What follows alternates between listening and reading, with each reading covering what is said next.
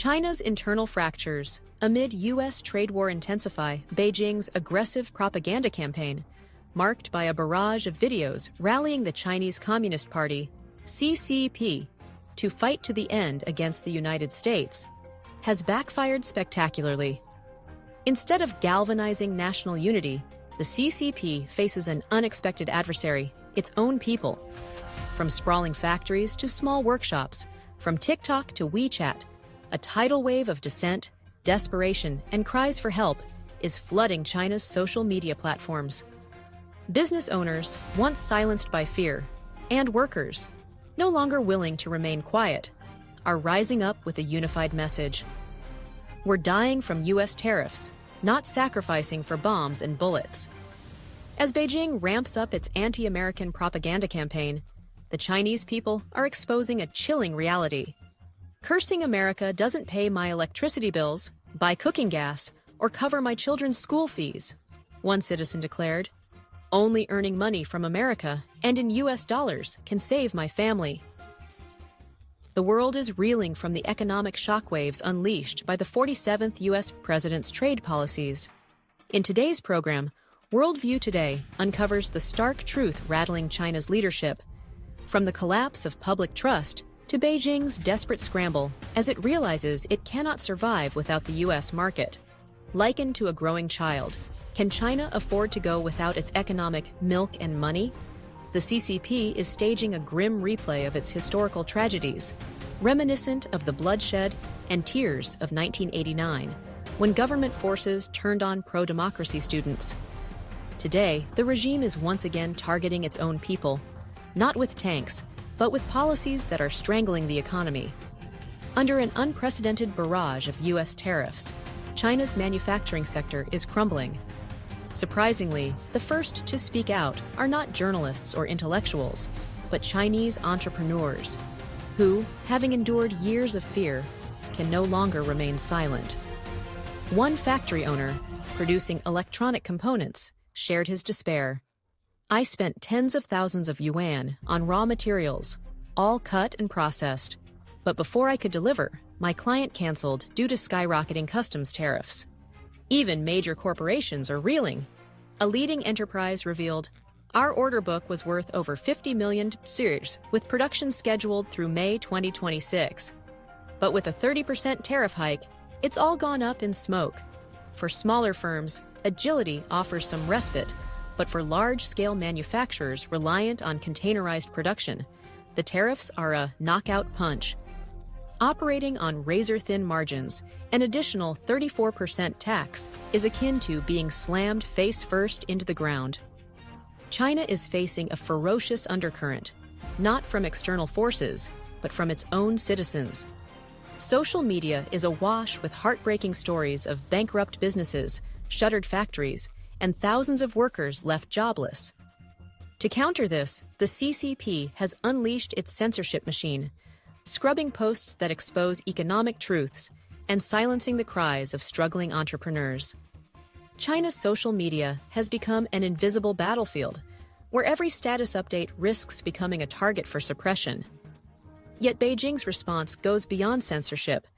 In a massive propaganda offensive, the CCP is redirecting public anger toward the United States. Anti-American videos are spreading rapidly, including one featuring Chairman Mao Zedong's fiery rhetoric. This war's duration isn't up to us. From Truman to Eisenhower, or any U.S. president that follows, we will fight until total victory. The rhetoric may sound heroic, but it carries a sinister echo. These words, spoken by Mao in 1953, preceded the catastrophic Great Leap Forward, which killed over 50 million Chinese in one of history's worst famines. While Mao preached fighting to victory, millions starved on the land their ancestors left them. As China's leadership pursues delusional dreams of economic self-reliance, the people see the cold reality. China cannot escape the shadow of the U.S. market. More alarmingly, President Xi Jinping is repeating Mao's fatal mistakes, which once cost tens of millions of lives. One Chinese citizen captured the sentiment of millions. I can't take it anymore. Stop talking about tariffs or resilient struggle. It's like a bad action movie. Playing tough is the fastest road to self-destruction. Making money is what matters. This citizen laid bare the global consumption imbalance. The U.S., with 350 million people, controls 1/3 of the world's spending power. Every $3 spent globally, one comes from an American. The EU, with 450 million people, can't match America's purchasing power. China, with 1.4 billion people working tirelessly, has only 1/5 of America's consumption capacity. These numbers are a stark wake-up call, sounding like a death knell for Beijing's fantasies of decoupling from the U.S. The warnings grow louder. Cursing America doesn't put food on the table. The U.S. dollar, which they control, is the golden ticket for global business. You can sell to Southeast Asia, but they'll pay in Indonesian rupiah. In South America, it's pesos. Exchange rates will destroy you before you see a dime. But sell to America, and you get U.S. dollars, currency accepted everywhere. The choice is clear: wake up or collapse. The Chinese people understand this truth. Anti-American fury won't feed families. Only U.S. dollars ensure survival. The Russia-Ukraine war has upended global supply chains, spiked oil and food prices, and yet one constant remains: the U.S. dollar's dominance. A Chinese citizen delivered a stinging rebuke to propagandists. Look at the Russia-Ukraine war. The world is in chaos, but the U.S. dollar still reigns supreme. Step outside the dollar system, and you can't even play the global trade game. Dreams of redirecting markets to Africa, Asia, or Latin America are met with brutal reality. Don't talk about pivoting to Africa. Many there don't even have stable electricity to buy electronics. One entrepreneur scoffed. India sounds promising, but good luck getting paid. They'll delay until your business collapses. The verdict is clear. Only the U.S., with its 300 million middle-class consumers, offers a transparent, reliable market. Unlike others, where bribery and extortion are rife, America remains a business paradise. Global capital has chosen its winner. Norway's pension fund, Middle Eastern oil wealth, and Social Security funds worldwide pour into U.S. markets. They know what China's leaders refuse to admit. Without America's massive consumer engine, goods pile up unsold. Relying on Russia or Iran is futile. Those nations are selling resources to survive, barely able to save themselves, let alone China's economy. America, with just 5% of the world's population, controls 1/3 of global consumption. Not soft power, but absolute dominance. Meanwhile, 70% of China's production depends on exports, and 80% of its foreign reserves come from trade.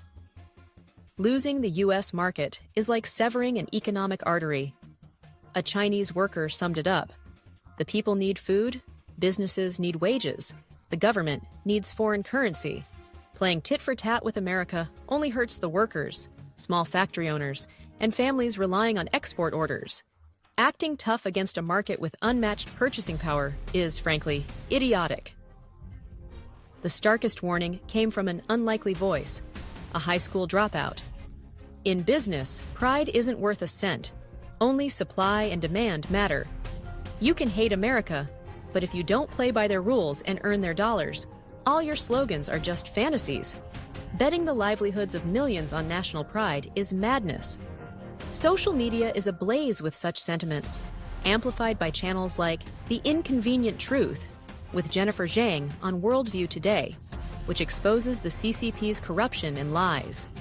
Under Xi Jinping, China is the only nation daring to confront the U.S. head-on, and it is paying the heaviest price. Beijing's dreams of rallying nations like Vietnam, Cambodia, and India against America have collapsed. Japan and South Korea publicly rejected claims of aligning with China, exposing Beijing's desperate bid to drag others into its sinking ship. Xi's last-ditch diplomatic tour to Cambodia, Vietnam, and Malaysia yielded nothing. Those nations had already begun trade talks with the USA. China's anti-American alliance failed before it began. In response, Beijing doubled down, flooding U.S. platforms, banned to its own citizens, with propaganda glorifying Chinese innovation and work ethic. Meanwhile, policies like tax exemptions for 33 African nations are exposed as hollow gestures. Most lack the industrial capacity to supply China, rendering the offer meaningless. China's mercantilist strategy is clear in its steel industry, where state-backed firms flood global markets with subsidized products, crushing competitors. This isn't just business, it's preparation for war. By dismantling global industrial capacity, China aims to control critical supply chains, ensuring no nation can rival it in a conflict. History reminds us of America's World War II industrial might, which turned factories into war machines. China seeks to prevent such a resurgence, using subsidies as a weapon to kill foreign industries. Even financial giants are sounding alarms. J.P. Morgan CEO Jamie Dimon warned, "The world must reduce dependence on China and Russia, who openly aim to dismantle the post-World War II order. We must strengthen Europe, Japan, South Korea, and the Philippines as trade and defense bastions. The West must rebuild supply chains for steel, pharmaceuticals, and semiconductors to avoid repeating past mistakes, like outsourcing penicillin production to China. As wars rage in Ukraine and the Middle East, the West must hold its economic line. Allowing Russia, North Korea, Iran, and China to fracture this alliance would be a catastrophic error.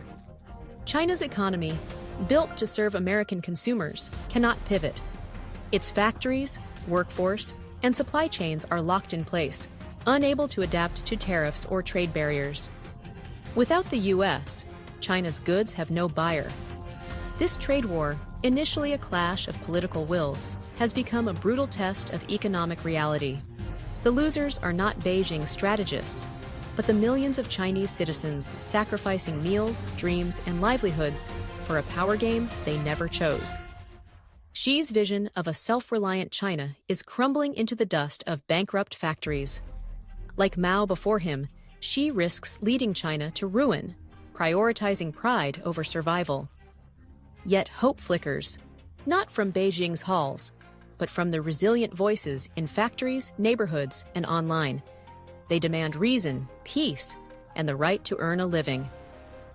Xi may ignore them, but the world has a chance if democracies stand united, businesses uphold values, and the Chinese people keep speaking truth.